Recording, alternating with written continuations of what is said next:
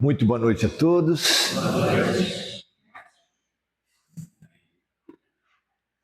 Dá para ouvir bem? Muito bem, muito boa noite. Não há assunto mais importante para a nossa reflexão do que nós mesmos. Nós somos o livro mais importante da Escola de Deus, nós somos a parte mais importante no Hospital de Deus. Então, pensar sobre nós, nesse momento que a gente está vivendo, é sempre a tarefa mais importante. Nós estamos numa crise, parece que uma crise sem fim. A cada dia vem um outro aspecto da crise. Ao final do ano passado, a gente tinha uma esperança danada que as duas principais guerras acabassem em 2026, né? Não só não acabaram, como ainda veio outra. Né? A gente já tinha as tragédias do assassinato de pessoas trans, dos assassinatos de mulheres, e nós tivemos o pior primeiro trimestre da história em termos de assassinato de mulheres. E continuamos sendo o líder mundial de assassinato de pessoas trans. E ainda por cima tivemos essa série de torturas e mortes de animais domésticos, que marcaram o primeiro trimestre nosso ainda. É uma sucessão de crises. E pensar a nós mesmos na crise é extremamente importante para a gente se situar, para a gente poder pensar e se preparar para o futuro, porque nada indica que vai parar. Alguma coisa para vocês fala que vai parar, vai diminuir? Nós vamos parar as guerras, parar os assassinatos, parar a violência? Infelizmente não. Então onde está a mudança que a gente pode ter? Para onde a gente coloca a esperança?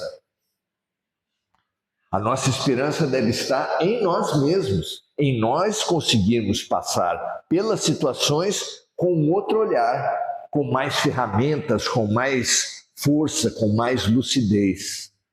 É nesse sentido que vai a nossa fala de hoje.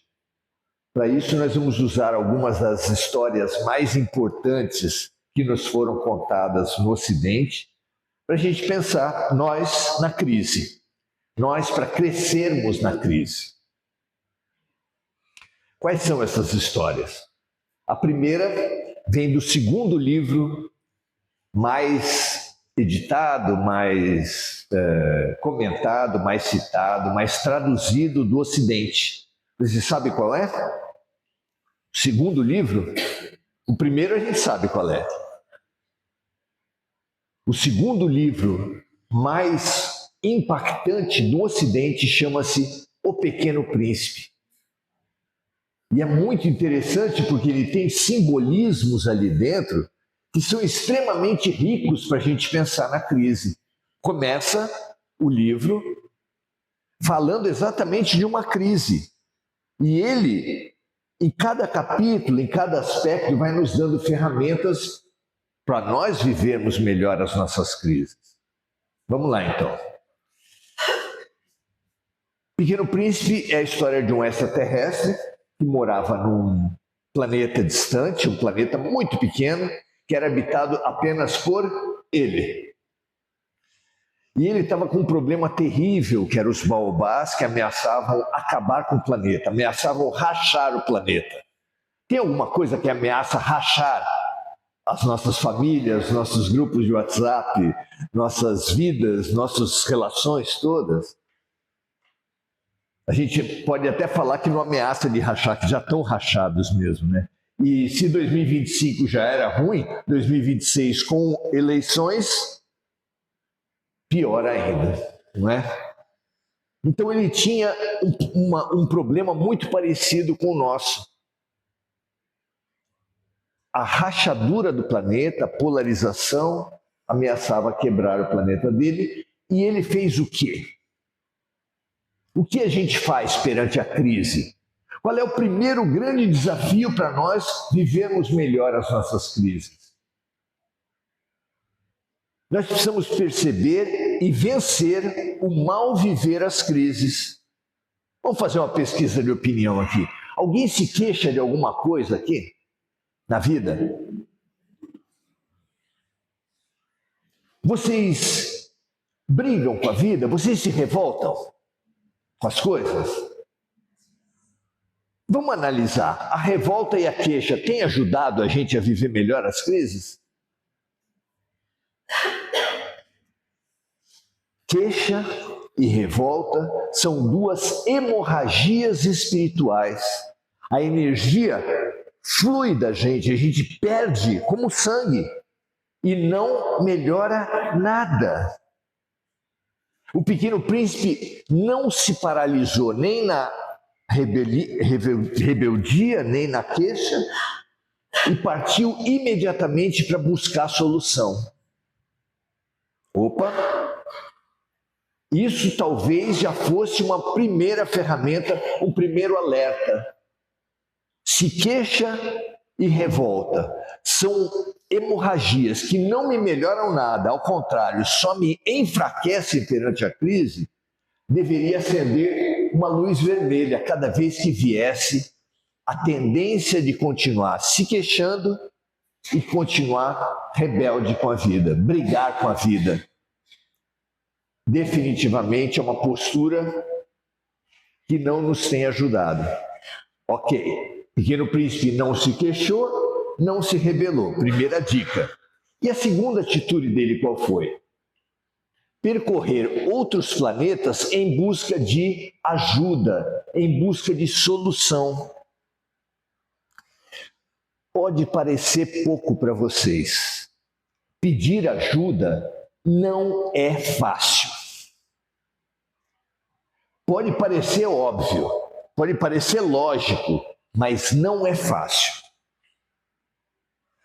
Só vou dar um exemplo para vocês.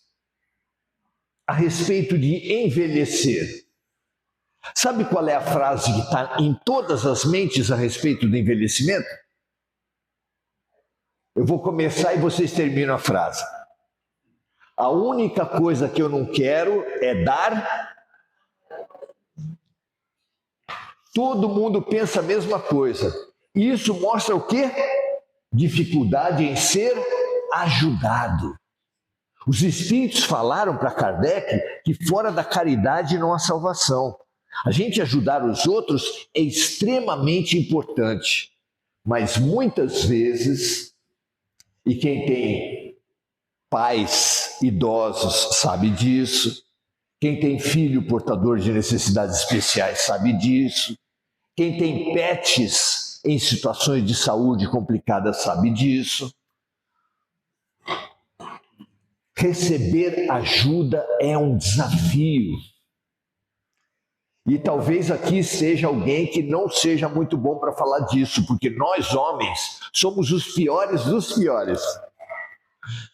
A gente gosta de ir em médico?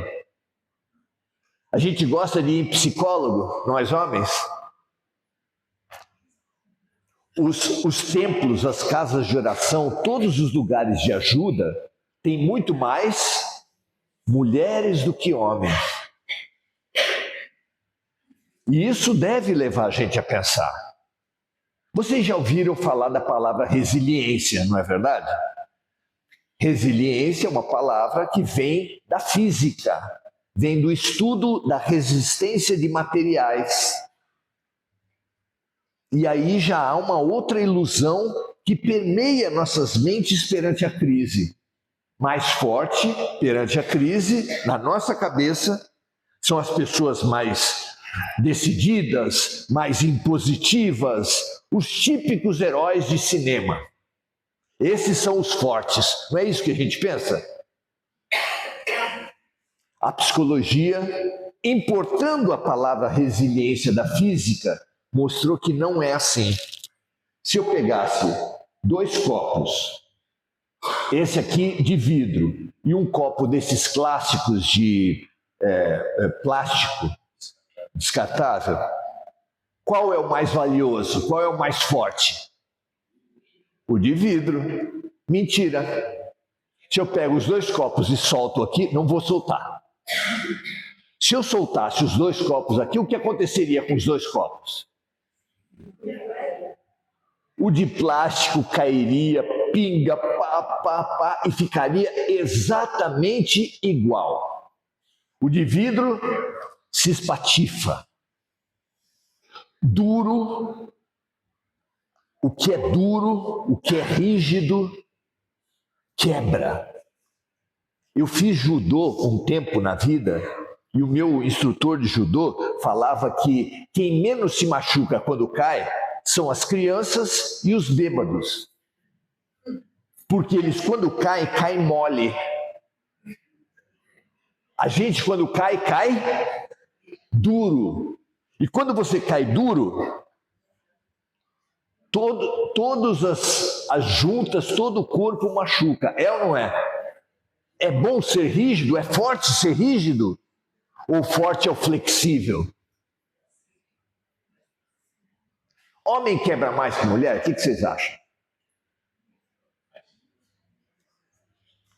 Se alguém aqui trabalha no ramo, vai saber explicar, vai saber responder. Você sabe qual é a proporção entre homens e mulheres no sistema carcerário?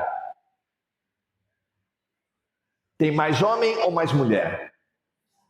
Mais homem. Qual é a proporção? Chuta aí. 60-40, 70-30, quanto vocês acham que é? 80-20? Oi? 80-20? Ela postou alto. Foi pouco. É 90-10.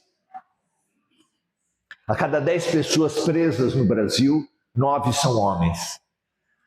Na escola, a cada 10 alunos problema, a cada 100 alunos problema, 75 são homens.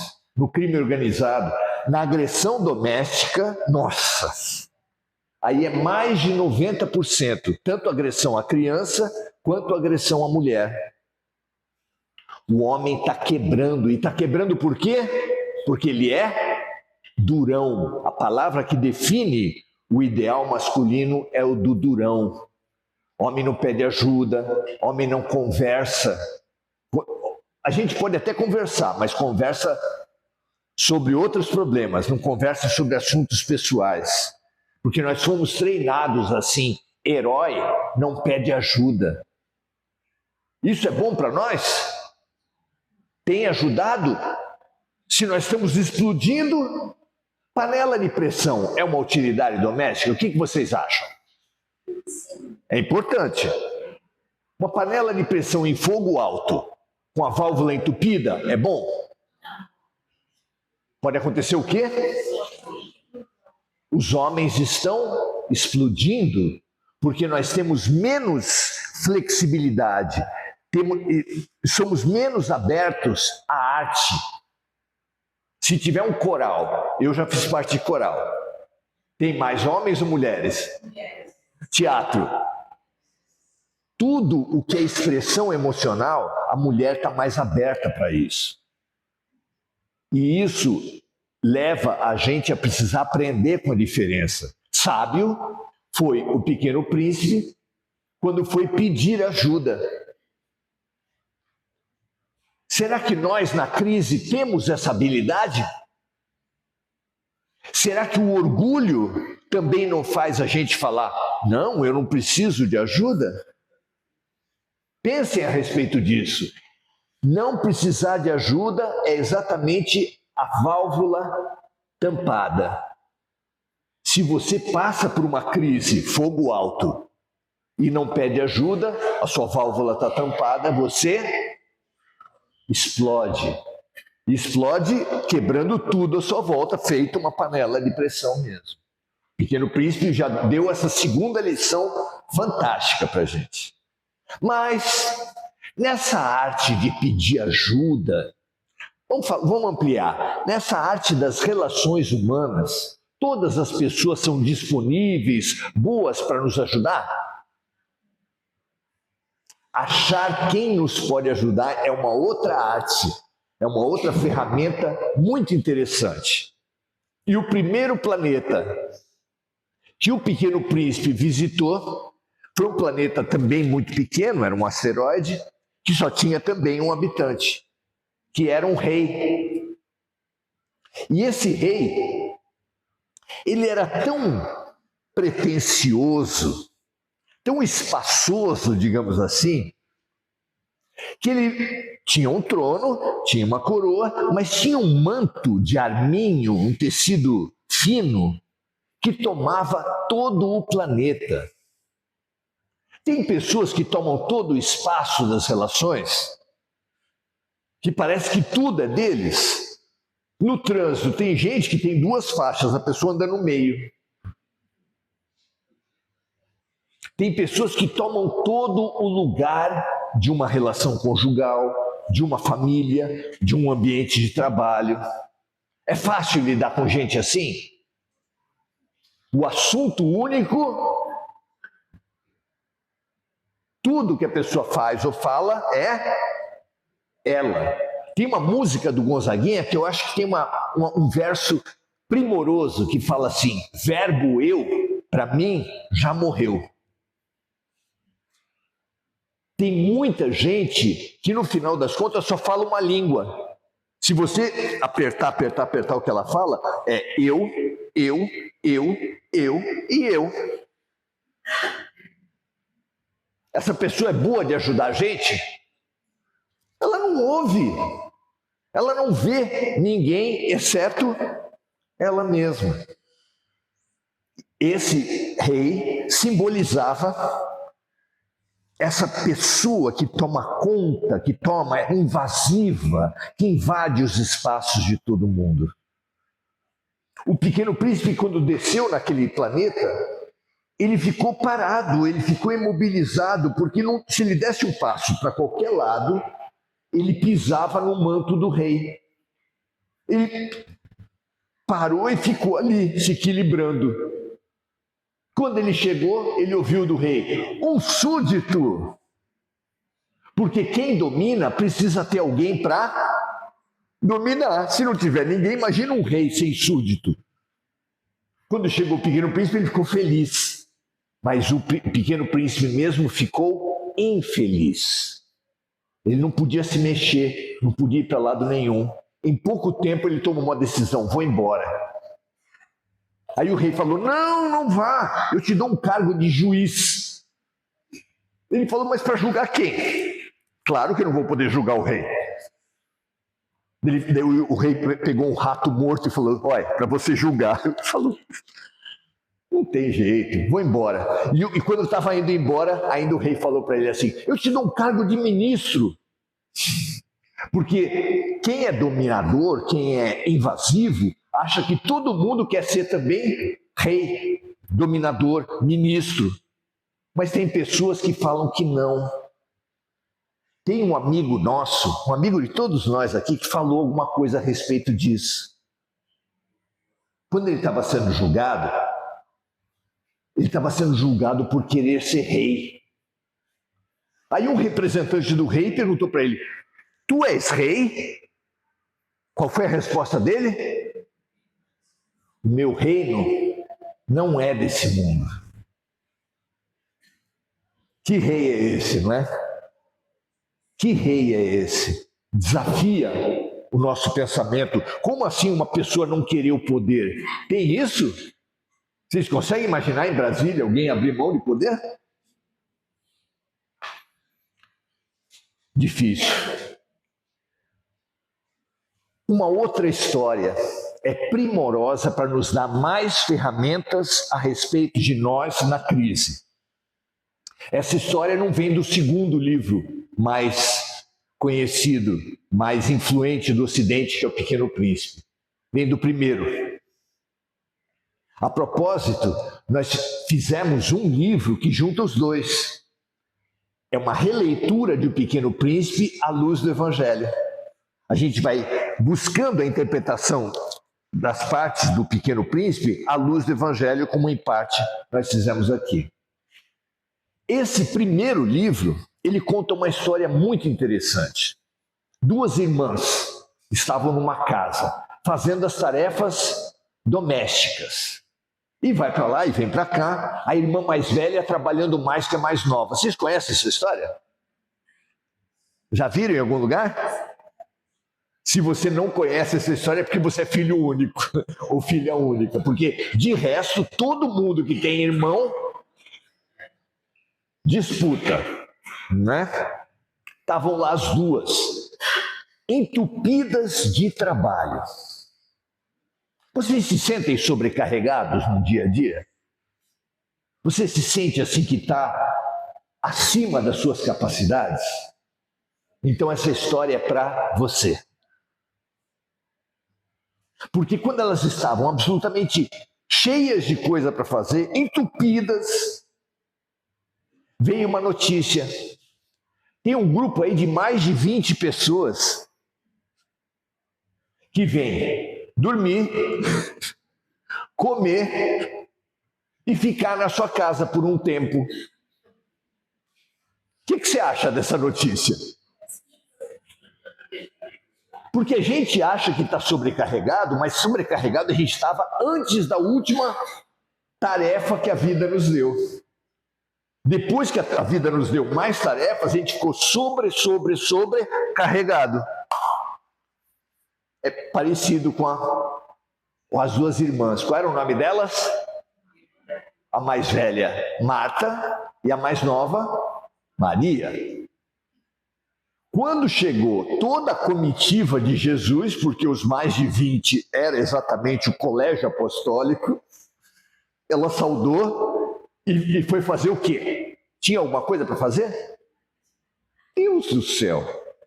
Muita ela tinha antes, depois ficou entupida de coisa. E ela fazendo 1000 coisas, Marta, se descabelando para fazer 1000 coisas. De repente ela passa pela sala e vê a seguinte cena. Jesus ensinando. Imagina a cena que é ver Jesus rodeado de gente interessada em ouvir Jesus. Não é bonita a cena? Ela começou com um sorriso também. Ela foi vendo aquela cena. Daqui a pouco ela vê ali na roda quem?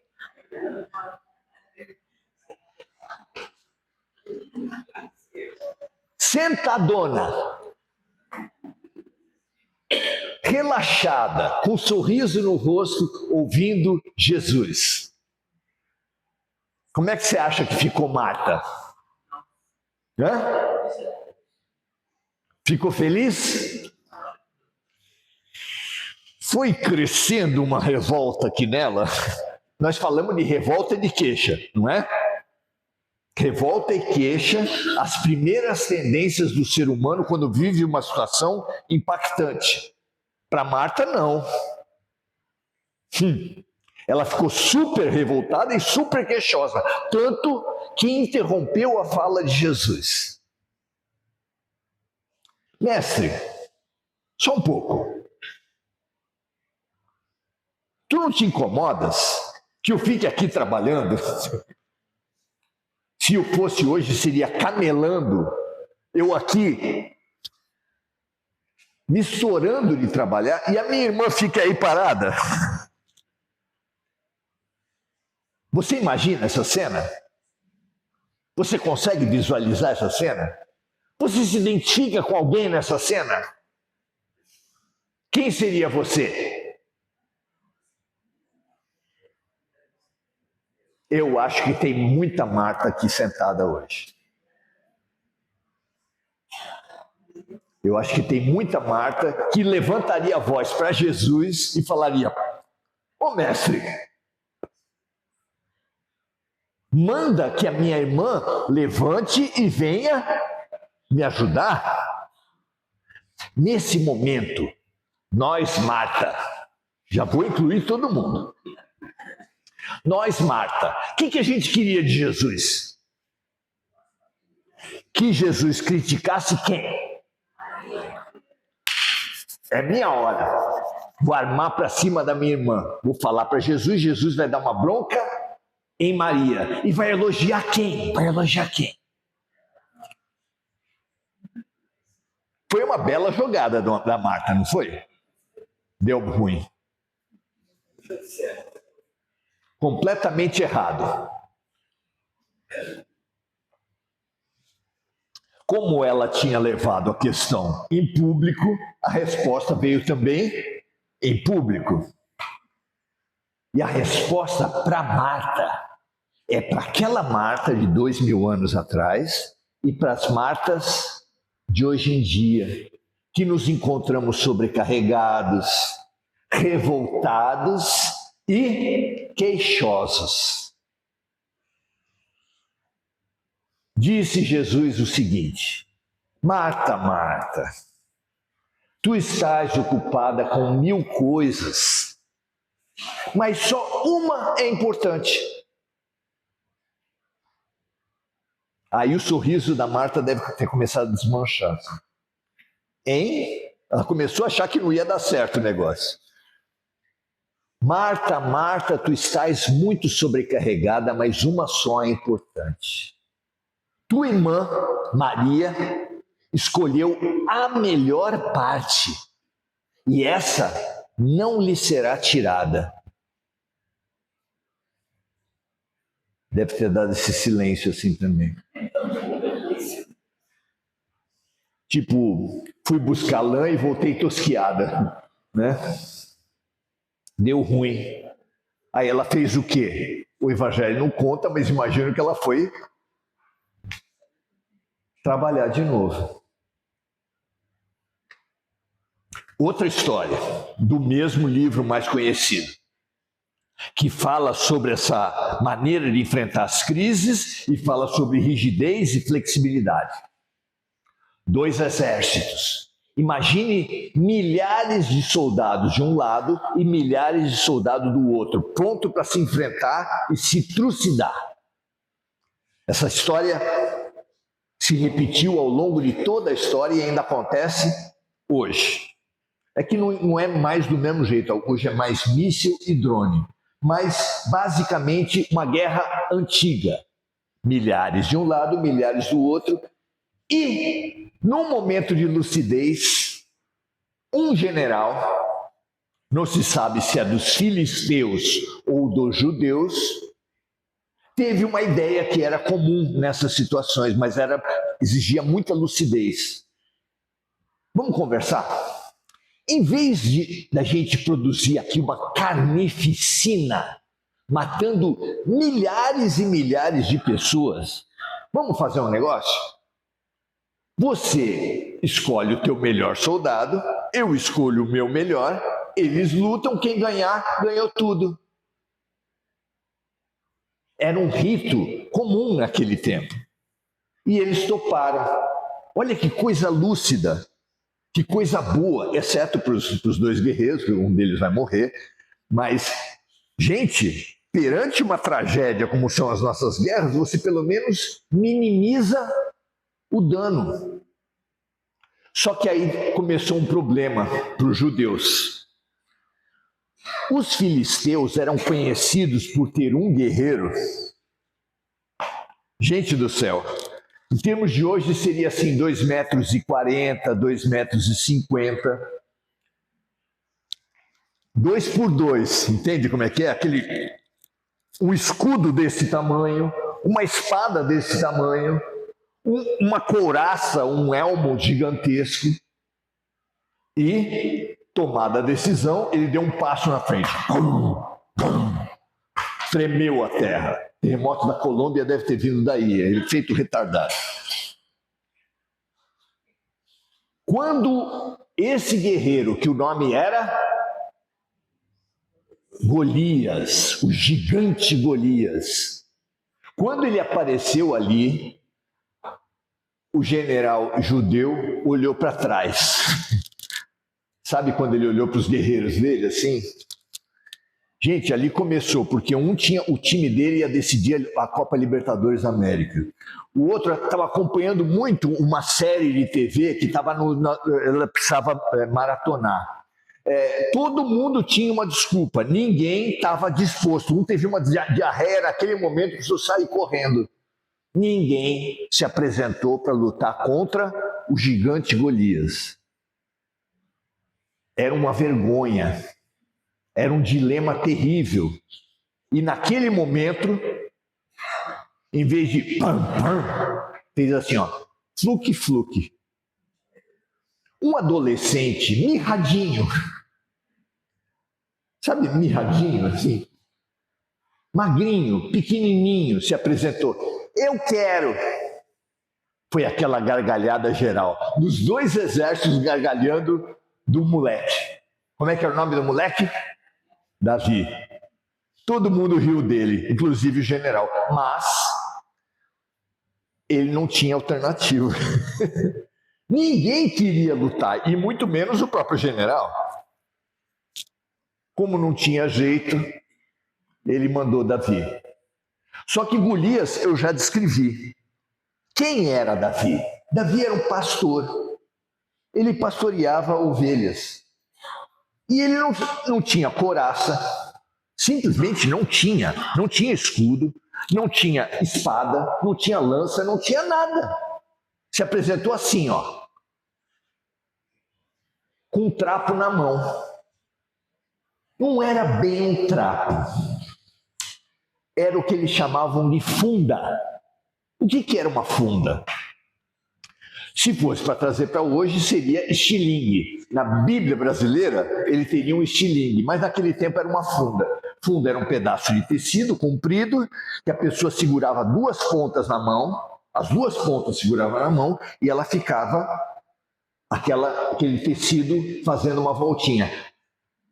Na ponta, na outra ponta do tecido, ele colocava uma pedra, e aí girava. Quando estava no máximo de girar, ele soltava uma das pontas e a pedra viajava longe.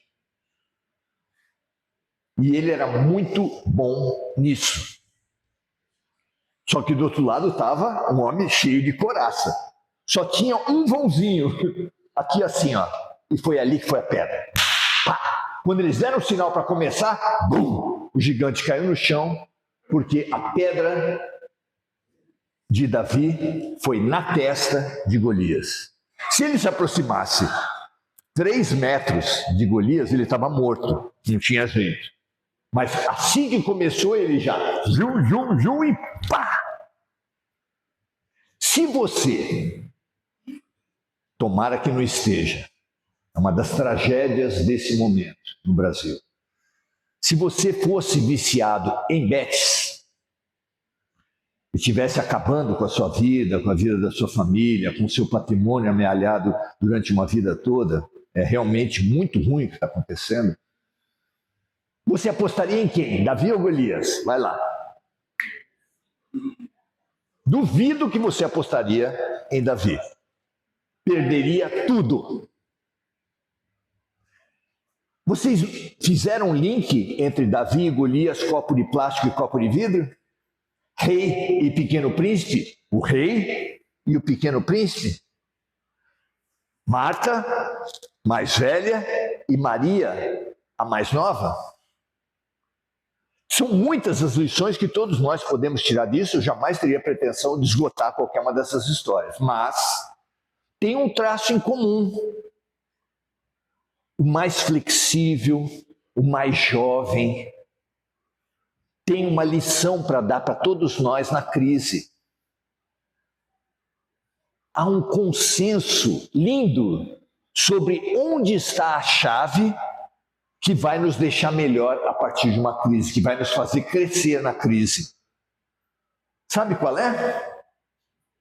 Sabe o que junta psicologia, antropologia, sociologia, Jesus Cristo, Carl Gustav Jung? Sabe o que todo mundo fala que é a grande ferramenta para você se transformar?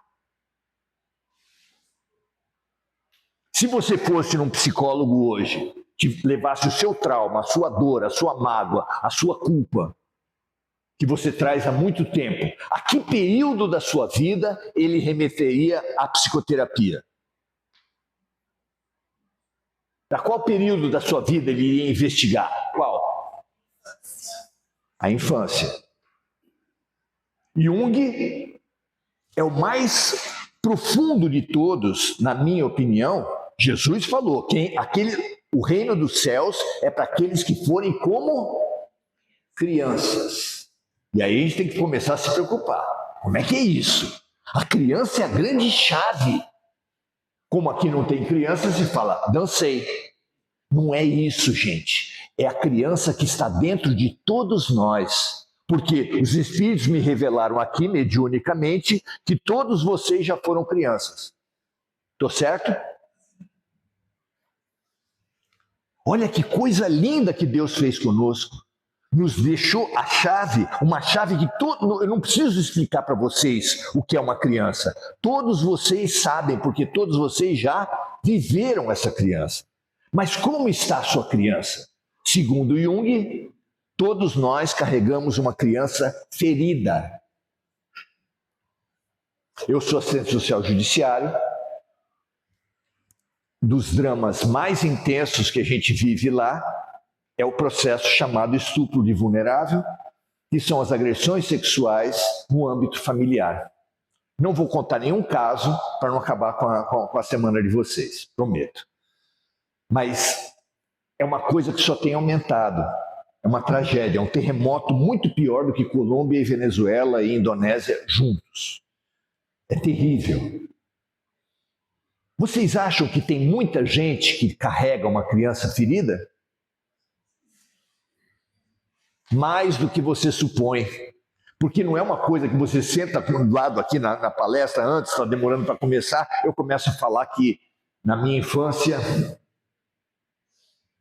um terremoto aconteceu. Você não conta isso para as pessoas. E não contando, fica que nem a panela de pressão com a válvula entupida. E você explode. Ou você acha que alguém que na sua infância foi abusado sexualmente, quando vai criar uma criança, quando vai criar um filho, um neto, vai poder educar bem sexualmente? Porque o tema vai aparecer, isso é certo. E aí quando aparecer, ele vai ser um bom educador sexual se ele foi abusado sexualmente na infância? O que vocês acham? A resposta é não? Ou é talvez? É não ou é depende? É depende. A resposta é depende. Porque numa reunião de alcoólicos anônimos, você vai ter alguém falando na frente. Sempre tem um palhaço para falar na frente. E o cara que está falando na frente não é um médico, não é um psiquiatra, não é um psicólogo. É outro bêbado também. Isso é muito legal para a gente pensar o que está acontecendo aqui. Porque se alguém achar o cara está falando ali na frente porque a vida dele está resolvida, meu amigo, você está na ilusão. É assim, a gente tem problema e a gente trabalha o nosso problema trabalhando o problema do outro. É o 12º passo dos alcoólicos anônimos. Você consolida os seus avanços e a sua cura, ajudando pessoas que têm o mesmo problema que você. Porque, segundo o grande médico do Hospital de Deus, um dos grandes, Francisco de Assis, falava, é dando que se recebe. Pessoas que fazem atendimento fraterno nas casas espíritas já comentaram comigo, Maurício, só vem gente que tem o mesmo problema que eu. E eu me vejo falando para os outros coisa que eu deveria estar fazendo e não estou. E aí ainda surge uma vozinha na cabeça. Ah, é? Está mandando os outros fazerem evangelho no lar. E você já faz, um tempão que não faz. Está falando para você fazer a oração todos os dias. E eu sempre paro no Venha a nós o vosso reino, porque já estou dormindo. A gente se vê falando para os outros coisa que a gente deveria estar fazendo. E a verdadeira maneira de ajudar a você mesmo é ajudar outras pessoas. A oração que mais agrada a Deus não é necessariamente o Pai Nosso, nem a Ave Maria, nem a prece de Cáritas.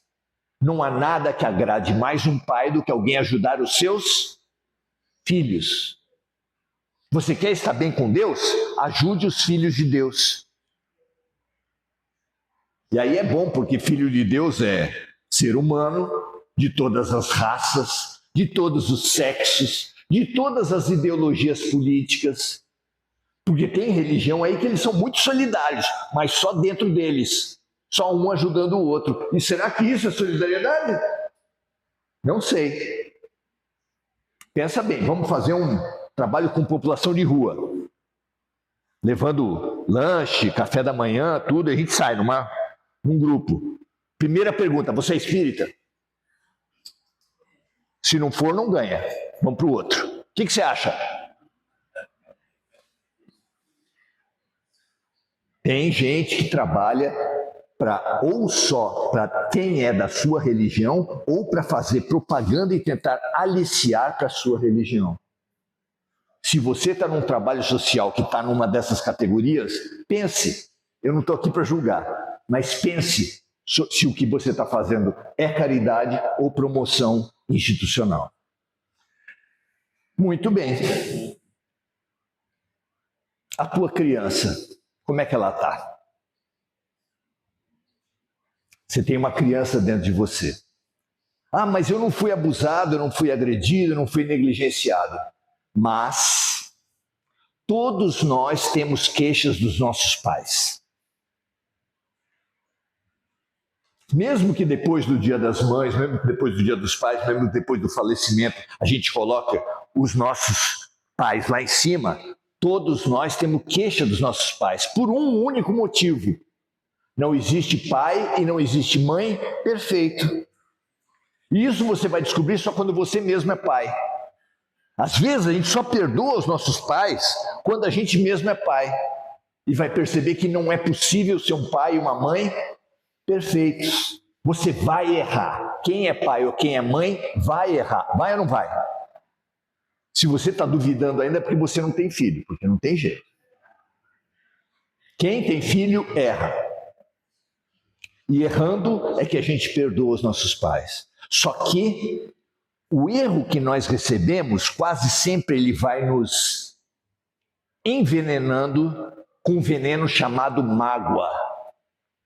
E essa mágoa, ela fica na tua alma feito lixo de acumulador de lixo, porque não é um erro só. Vai juntando lixo. E mágoa acumulada envenena a alma. Envenena a alma, trava você, amarra você no passado, a ponto daquele conselho maravilhoso de Jesus: ninguém anda para frente olhando para trás. Olha que coisa linda que ele fala, ele é muito prático. Se você quer evoluir, mas você tem uma mágoa lá atrás, você vai evoluir só quando trabalhar a sua mágoa. Isso quer dizer que nós temos uma criança ferida em casa, e ela precisa ser acolhida. Se você tem um bebezinho na sua casa e ele está chorando, qual a sua prioridade?